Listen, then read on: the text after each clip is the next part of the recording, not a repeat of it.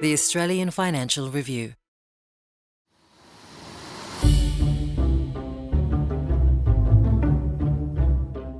Hello, I'm James Thomson, Chanticleer columnist at the AFR. Welcome to our weekly news breakdown of all things business, finance and markets. And greetings from Hobart, where I'm at the Sohn Hearts and Minds conference. And with me today, back in Sydney, is, as always, senior Chanticleer columnist at the AFR, Tony Boyd. Tony, how are you? Very well, James. Yes, nice to have another chat about business, finance, economics and whatever. A lot to get through today. This week we're going to look at the tech disaster at the ASX.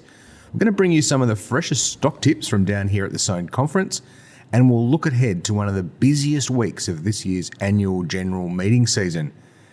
Tony, but let's talk about some machinations in the M&A market and what happened at AGL Energy, which we've been following for some time. Let's start there. What did you make of Mike Cannon-Brookes' victory at the AGL AGM down in Melbourne on Tuesday? This has got to be the best activist campaign in Australian history, James. I mean, here's someone with 11% of a company has actually now, in effect, got 5 people on the board. That's Miles George, Christine Holman, Kerry Schott, John Pollars and Mark Twaddell. I mean, extraordinary to have done that, and also to have stopped a demerger, which cost the company $140 million. I mean, you were at the meeting. How did you see it play out? And also tell us about that magic moment of reconciliation there at the end. Yeah. Well, it was a bit of a tame meeting. I think we sort of hoped for or expected some fireworks on the floor of the meeting. It didn't quite turn out that way. Such was the votes in favour of Cannon-Brookes' candidates that we knew basically from the start of the meeting that they were all going to be successful in their appointments. But the interesting thing happened right at the end of the meeting, after the official business and after the cameras had been turned off. The 3 of the directors were in the room, 3 of the Cannon-Brookes nominees, John Pollars, Kerry Schott and Christine Holman, and they walked up on stage and shook hands with all their new colleagues. It was all very cordial, lots of nice, polite smiles, and they disappeared stage right into a room out the back to get on with, the official business of being on the board. So the tone very much from everyone was, basically we can be grown-ups and get on with it. There's a big job here to do at AGL, and we're the team to do it. We can unify. But there's going to be a big decision that this board needs to make very soon, and that's around the new CEO. Now, Cannon-Brookes will probably have his own views. All of the independent directors will have their own views. So it's going to be very interesting to see how this this comes out. Yeah, well, there's an existing acting CEO, Damien Nix, who used to be the CFO under the former CEO, Graham Hunt. Now, will he get the job or not? I suspect that with this whole new clean broom of going through the boardroom, that there might also be a wave of change as to the need for some sort of external eyes. Because I think the biggest criticism was that this company was guilty of groupthink and unwilling to sort of think about a more ambitious energy transition strategy. I mean, I think they're going to be shooting high. They're going to want some sort of charismatic leader who can, come in and grab the place by the scruff of the neck and really pull it through.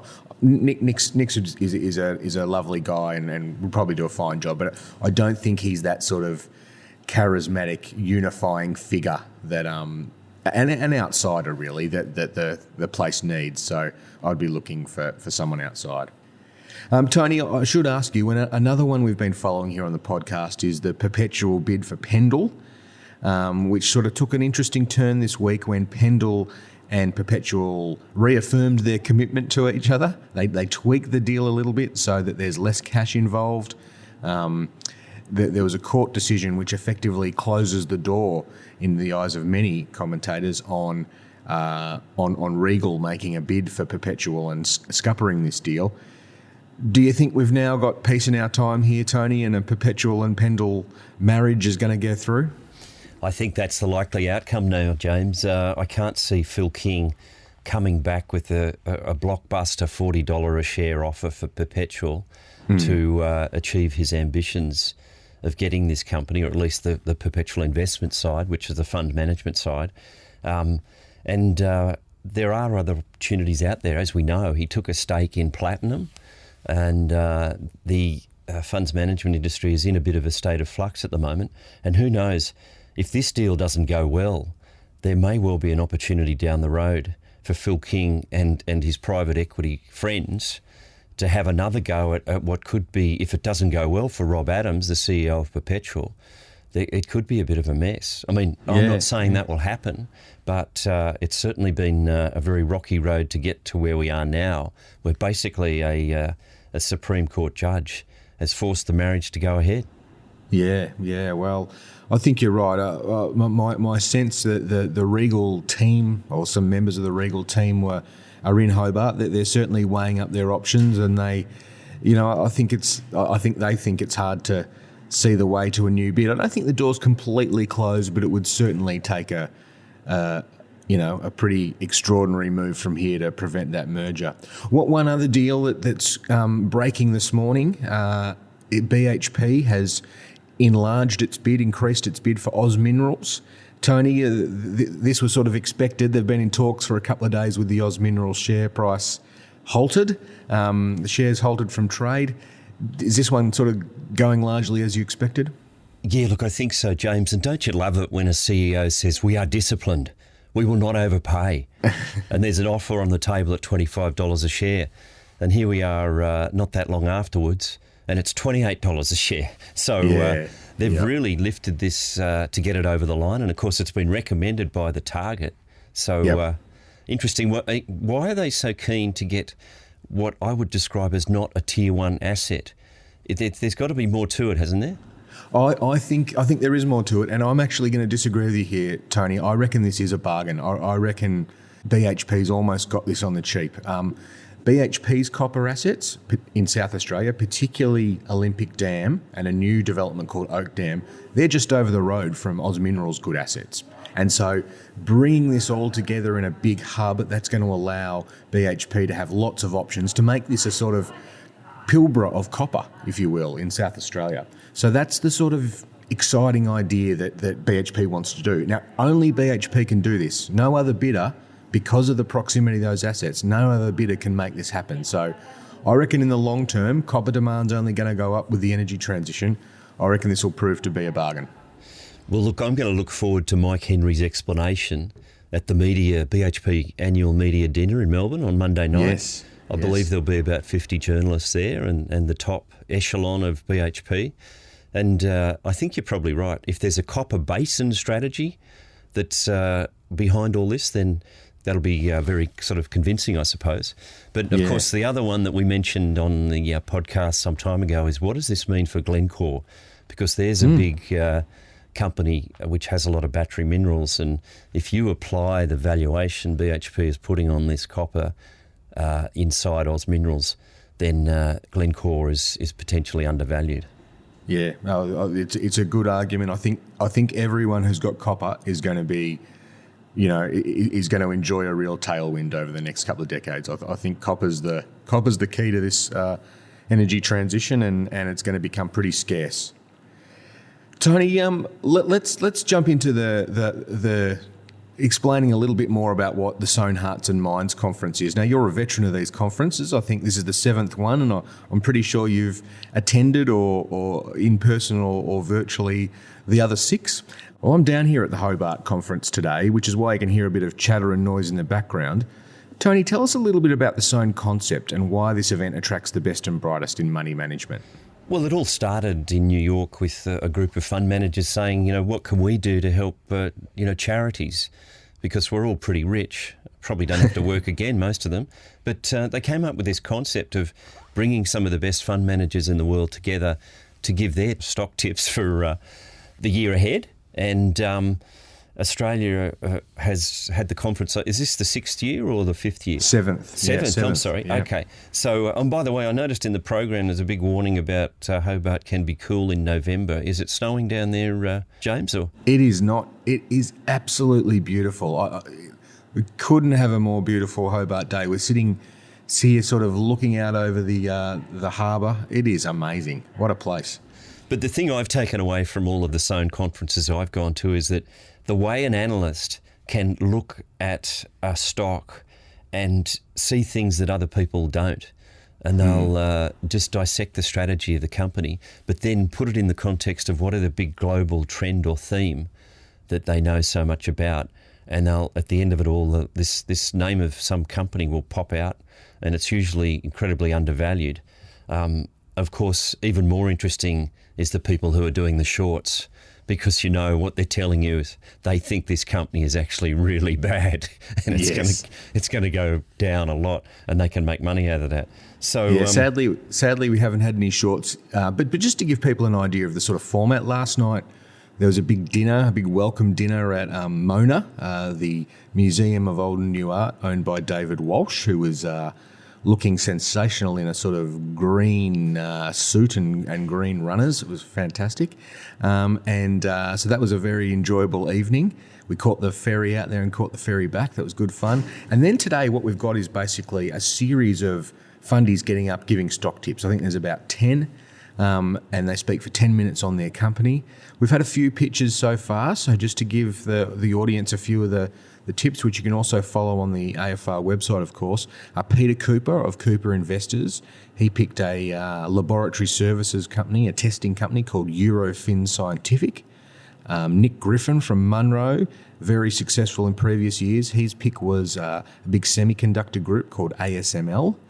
And Ricky Sandler out of New York, he liked a stock called New Relic, which is a American software business that helps people sort of monitor software. So interesting.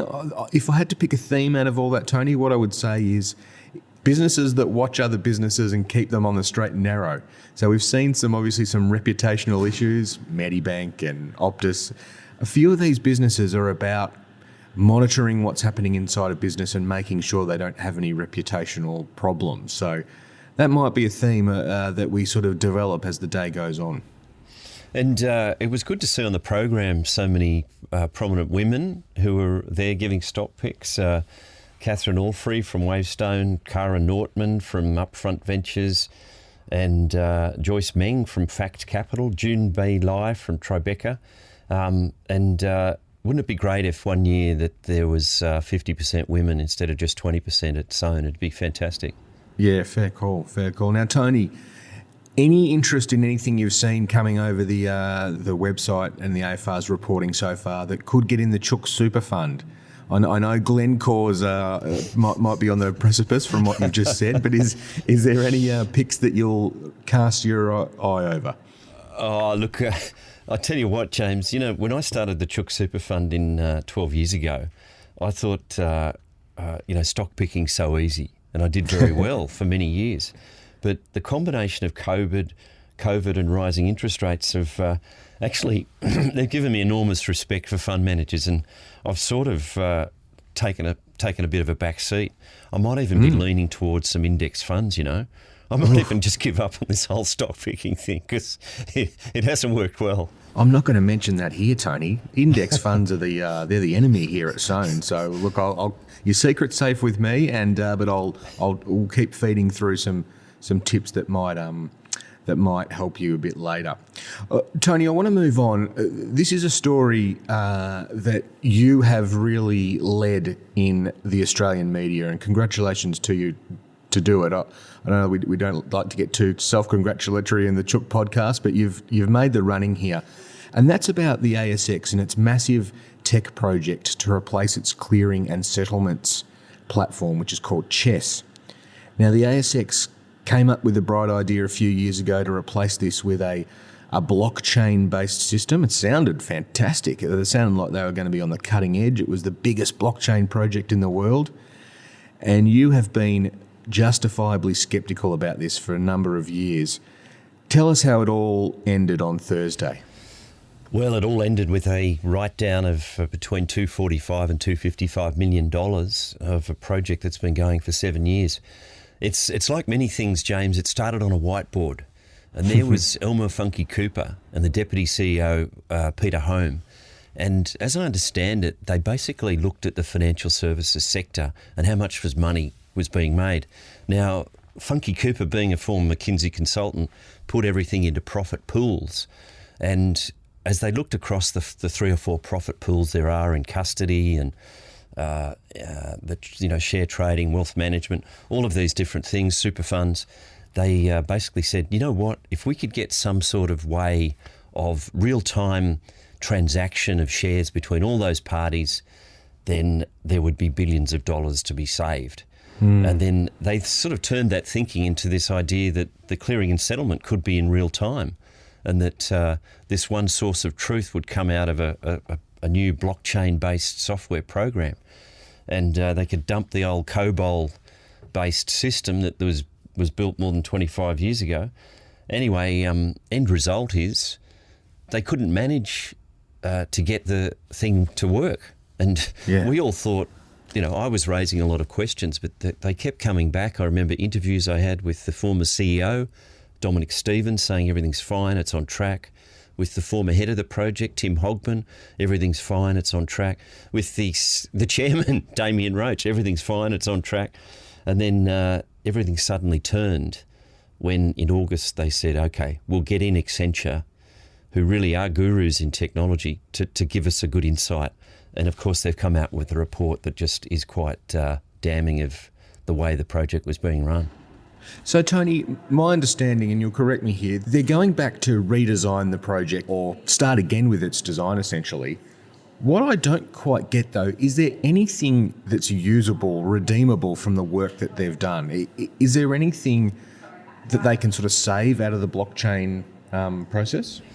Well, Tim Hogben has said there are things they can save, and we do know that the DAML language, that's the digital asset management language that is the sort of proprietary language developed by Digital Asset Holdings, is being used in other markets. It's being used in Hong Kong, it's being used in Germany. So there are ways of using distributed ledgers to achieve what Funky Cooper actually wanted to do seven or 8 years ago on that whiteboard. But the issue is, are we now facing, say, 6 to 12 months of continued uncertainty while they try and figure out a whole new system? It's pretty tricky, but at least they've brought in somebody, Tim Whiteley. He's a former banker, worked at Westpac, originally started his career or spent quite a bit of time at Boston Consulting Group. He's now in charge of the project, and hopefully it'll be taken with some sense of urgency. The regulators are certainly fired up. I haven't seen a more hard-hitting press release than the one put out by Joe Longo at ASIC and the RBA Governor, Philip Lowe.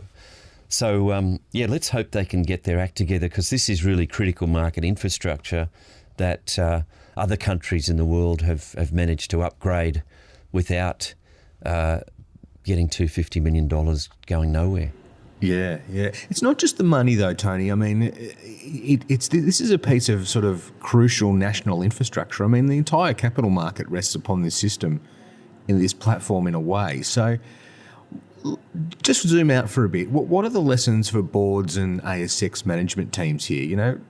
This is a complex bit of software, but there's complex projects taken on by all sorts of companies. What can they learn, do you think? Well, I think the ASX board has tried to upgrade its technology skills with the employment of Dave Curran, who was ex-Commonwealth Bank and ex-Westpac. And he's highly respected, Dave. But he was brought in right at the tail end, just before the plane hit the ground. So that's not great. I think they didn't have enough of those skills on the board.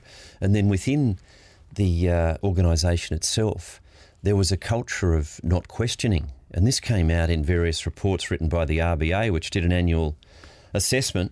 And I think you need that encourage people to speak up about when things are going bad. And I think people were speaking up, but they just weren't listened to. And I suppose, there's a situation where when you've spent 100 million, you think, things are going well. Then you've spent 200 million, you think, okay, well, we're going to get there. When you've spent 250, it must be very hard to suddenly say, right, now, okay, it's a non-cash item. They're still going to pay their dividend at the ASX, so shareholders can be reasonably sort of happy about that.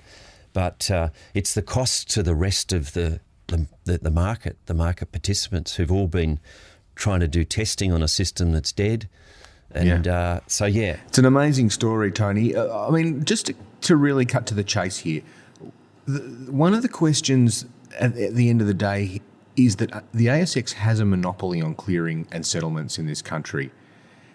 Does this tech disaster and managerial disaster, does it put that monopoly at risk? Is there any chance that there'll be a sort of big enough tide of anger that the government might look at the safety of that monopoly?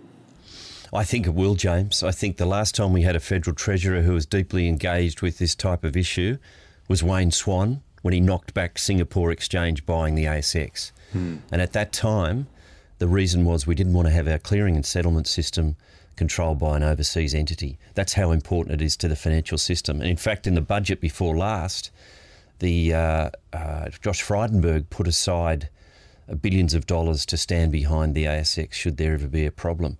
So, there's a huge question now about what will the government do? Will Jim Chalmers become engaged? Is he going to actually get involved in saying, okay, let's make more competition. Let's actually have a standalone or separately structured clearing and settlement company that is run by people who have lots of experience in big IT projects.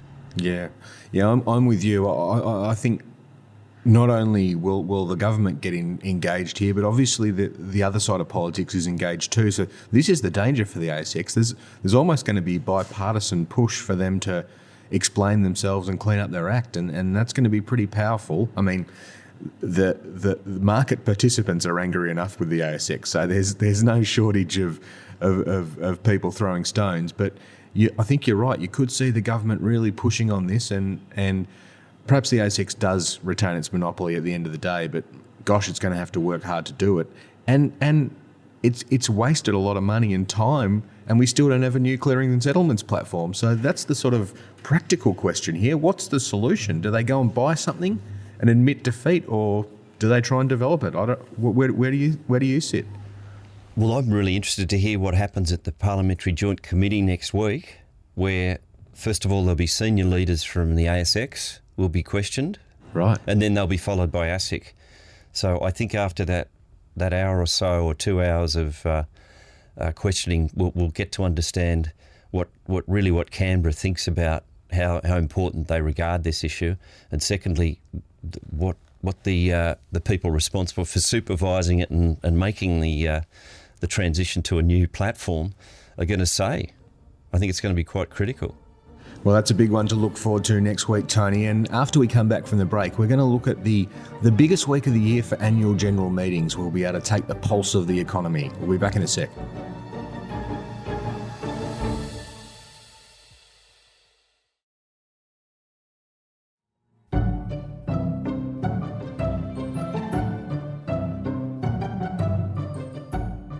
Well, welcome back. The week for the AFR kicks off with a big event in Sydney, the Infrastructure Summit. I've got a couple of panels there, Tony, and I'm looking forward to chatting on stage to Stuart Upson from Brookfield, the big Canadian investment group that's just lobbed this bid for Origin Energy. We haven't heard too much about this Origin deal, Tony. It all seems to be going along pretty smoothly at this stage, but it'll be interesting to take the pulse with Stuart and find out where it's at. And are you going to ask him about the potential dangers of an integrated sort of transmission, generation and distribution company that might get on the radar, well, certainly is on the radar of the competition regulator, the ACCC? Yeah, well, we'll have to ask him about what he thinks the competition regulator is going to make of this. That'll be interesting to hear. Tony, the other big thing next week is a bunch of annual general meetings. BlueScope Steel, Fortescue, Brickworks, Star Entertainment Group. Gosh, haven't they had a big year? WiseTech Global, Harvey Norman. These will be interesting, Tony, because we'll get some trading updates from most of them, and we'll get a bit of a sense of how their various sectors are tracking. Well, if I look at the names of all those companies and think of the big issues that are bubbling up in Australia at the moment, James, they're all there. I mean, you think of BlueScope and Brickworks. Now, manufacturing in Australia could be killed by a 50% increase in energy prices, which is on the table at the moment. Now, obviously, the federal government is going to have to do something about that. As for FMG, well, the energy transition is so critical to this company, and I'll be fascinated to hear how they're going to justify to their shareholders the FFI like how do you measure the performance of effectively the world's biggest hydrogen startup? Yeah. And as to Star, well, gee, that could be awful. That could be that could be really bad. I mean, yes. And then you've got Harvey Norman at the end of the week, I think it is. Great chance to check in with how the consumer's going. We saw some pretty crappy numbers out of Target, the big US retailer, saying that basically in the last 2 weeks of October and into November, people stopped spending. So Australia's very different, of course, but we'll see where that got to. And then on Tuesday, to sort of throw into the mix, Phil Lowe's got one of his last big speeches for the year at the Cedar Dinner in Melbourne. And the topic is price stability, the supply side, and prosperity, which sounds pretty boring, Tony, but I reckon he'll have a bit to say on interest rates and inflation, won't he, surely? I'd say so, James. I mean, there'll be obvious questions about, what are you going to do at the next meeting? And I think there's an emerging consensus that it'll probably be a 25 basis point increase. And then they'll hold off until they don't meet again till February.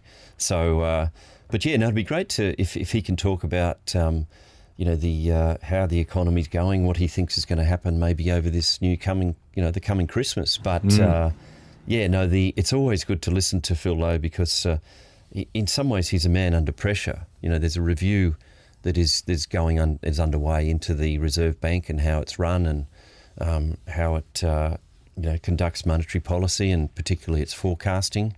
So, but he's always been open and frank and honest about things. And I think even if you go back through all of his language, he never actually promised that rates would stay low till 2024. He may have implied that, but he never actually said those words. You're being very generous, Tony, I reckon. He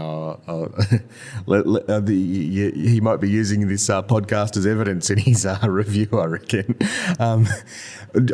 You have preempted a question, though. We saw the jobless figures this week. The unemployment rate went to 3.4%. There's now talk of going to 3%. There's no chance the RBA needs to go back to a 0.5% rate hike, is there? They're going to stick with 25 basis points? I think so, yeah. I mean, the thing about that unemployment figure is basically this is the best, we're virtually at full employment in Australia. And I think some people even say that if you want a job, you can get a job. Now, that might sound harsh for some people who are currently out of work for various reasons. But the economy, the way it's set up at the moment, I reckon if you're a backpacker and got off the plane, you could have a job by the time you caught the train from Sydney Airport into the city. I mean, but so that's a very positive aspect about where we are at the moment. But and I think we've talked before, the real impact on consumers of rising interest rates probably won't be felt at its hardest till February, March next year. Yeah, Matt Common said this week in their trading update that 70% of the rate hikes will be passed through by about March next year. So that's when we'll start to see how things are going. Tony, we love the questions that people are sending in. Chanticleer at afr.com is the email address if you want to pose Tony and I a curly one. We gave a few recommendations of books and podcasts last week, and Alan Craig's asked us to go a little further. He says, "Hi Tony and James, love the recommendations last week. What's your favourite movie about business or money or the markets? Love the podcast." Tony, do you want to go first? Yeah, well, look, I reckon the absolute classic in terms of business, power and a little bit of politics is Citizen Kane by Orson Welles. Amazing and also incredibly innovative film in the way they introduced the camera work, the lighting, many different aspects of that film. So that's the one I'd put up front. I mean, I almost cried laughing through Trading Places, that one with Dan Aykroyd and Eddie Murphy. So, yeah. But what about you? What's your... Well, I love The Big Short and Moneyball, both Michael Lewis books. I did think of Forrest Gump, Tony. Remember, Forrest gets to invest in Apple, very early on. So he's probably, if he was a real person, he's probably a bazillionaire by now. But there's one on Netflix that I reckon people should check out. It's a recent film called The Laundromat, and it stars Meryl Streep, amongst others. It's about the Panama Papers. Remember that law firm called Mossack Fonseca, which was based in Panama and very dodgy. It's a hilarious film about how they laundered money and sort of how it all unravelled. So I'd check that one out. It's a bit of a hidden gem, I reckon. Well, Tony, thank you so much. I'll join you back in Melbourne next week if I can navigate the Bass Strait. Yeah, well, good to talk to you again, James. See you next week. Thank you for listening. If you like the podcast and you want to hear more, consider rating and reviewing us as it helps others find us. And follow us on Apple or Spotify or wherever you get your podcasts. At The Financial Review, we investigate the big stories about markets, business and power. For more, go to afr.com and you could subscribe to The Financial Review, the daily habit of successful people, at afr.com/subscribe. Chanticleer was hosted by me, James Thomson, and Tony Boyd. And it was produced and edited by Lap Fan and Alex Gow. The executive producer is Fiona Buffini.